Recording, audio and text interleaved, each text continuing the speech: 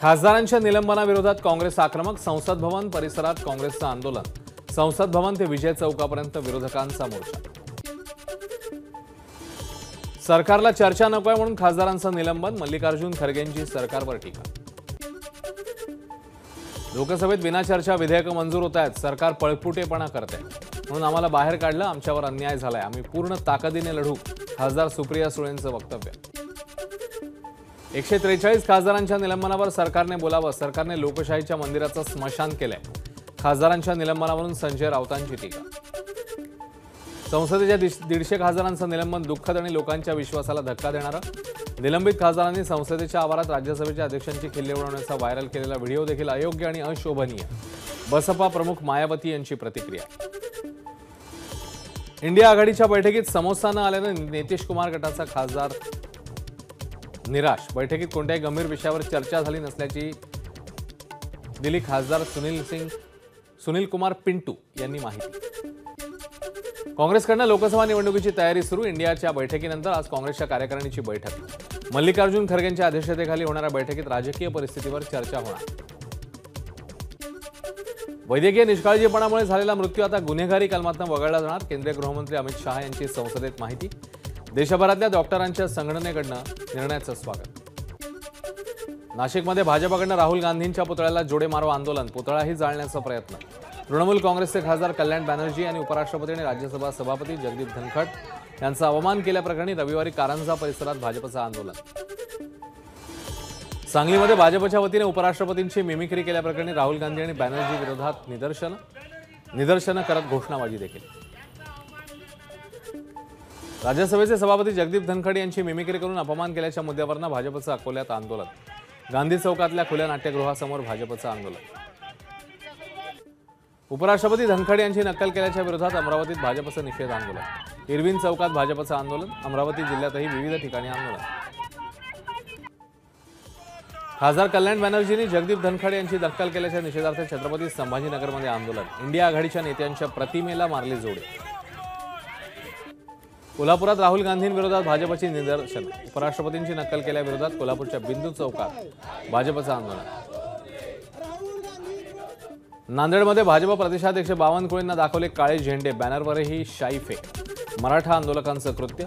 बावनकुळे कार्यकर्ता मेळाव्यासाठी नांदेड दौऱ्यावर. मराठा कार्यकर्त्याला पोलिसांनी घेतलं ताब्यात.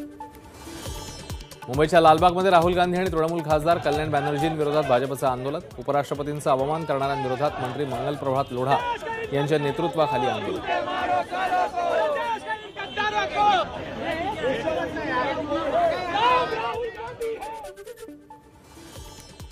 सुधाकर बडगुजर यांची 5 दिवसांपासून चौकशी सुरू. सलीम कुत्तासोबत पार्टी झाल्याचा तो व्हिडिओ. नाशिकच्या आडगाव परिसरातला फार्म हाऊसचा. तो फार्म हाऊस बडगुजर यांच्या नातेवाईकांचा असल्याची माहिती समोर.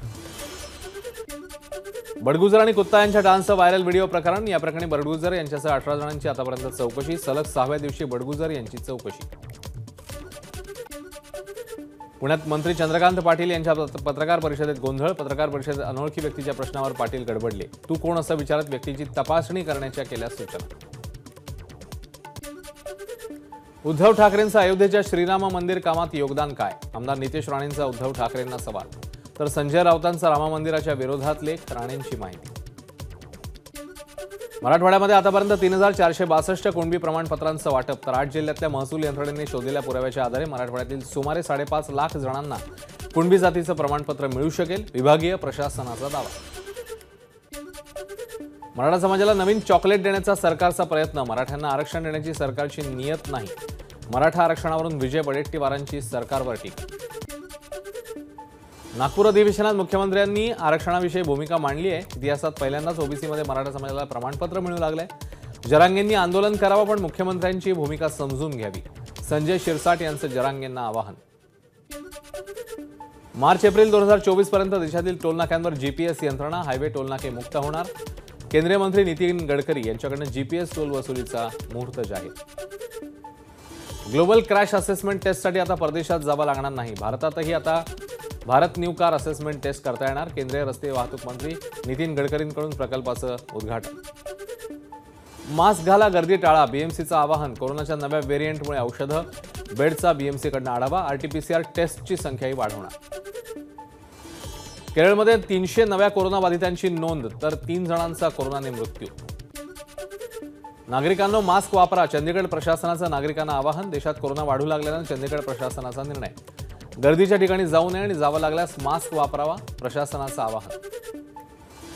नव्या जेएन व्हेरियंटने घाबरून जायचं कारण नाही, मात्र काळजी घ्यायला हवी. ज्येष्ठ वैद्यकीय तज्ज्ञ तात्याराव लहानेंचं कोविडच्या नव्या व्हेरियंटबद्दल आवाहन.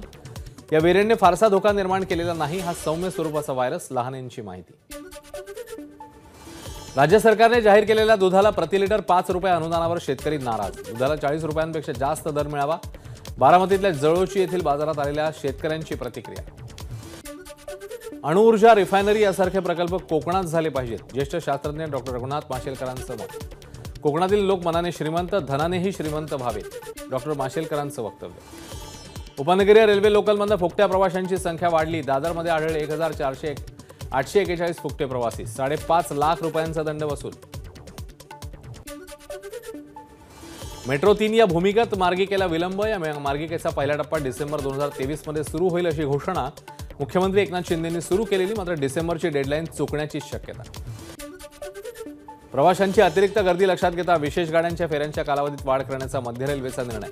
तसंच लोकमान्य टिळक टर्मिनस ते मुझफ्फरपूर दरम्यान 4 विशेष साप्ताहिक एक्सप्रेस धावणार. गेल्या 2 आठवड्यात नाशिक शहरातील तब्बल 3072 बेशिस्त वाहन चालकांवर वाहतूक पोलिसांची कारवाई. कारवाईमध्ये 16 लाखांचा दंड वसूल. अपघातांवर नियंत्रण मिळवण्यासाठी पोलिसांची विशेष मोहीम. भेट दिलेला आफ्रिकन पोपट परत दिला तरच घटस्फोट घेईन. कोर्टात पत्नीसमोर पतीची अजब अट. पोपटाच्या मागणी म्हणून रंगलेला घटस्फोटाचा प्रकार चर्चेत. 2019 मध्ये पुण्यात या दोघांचा झाला होता विवाह.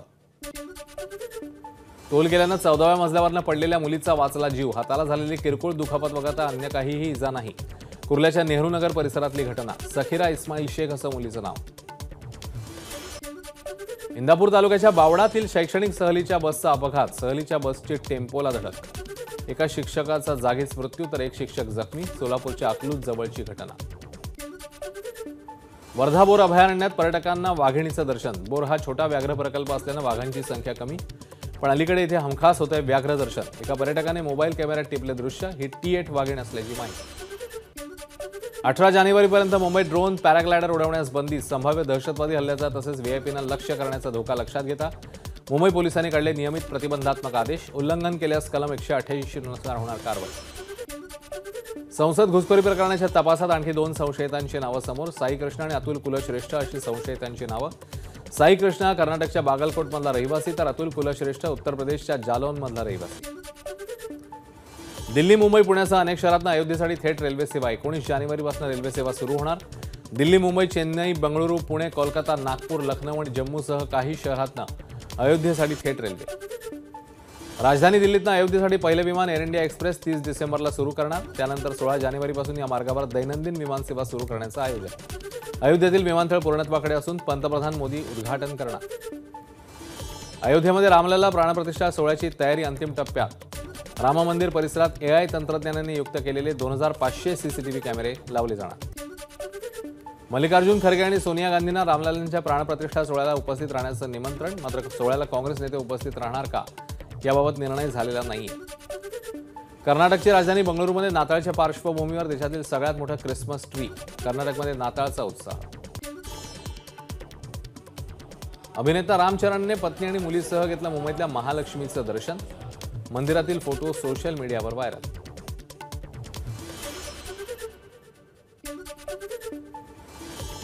दुबईतल्या बुर्ज खलिफावर झळकला डंकी चित्रपटाचा ट्रेलर. बुर्ज खलिफाजवळ ड्रोन शोचं देखील आयोजन. ABP माझा, उघडा डोळे बघा नीट.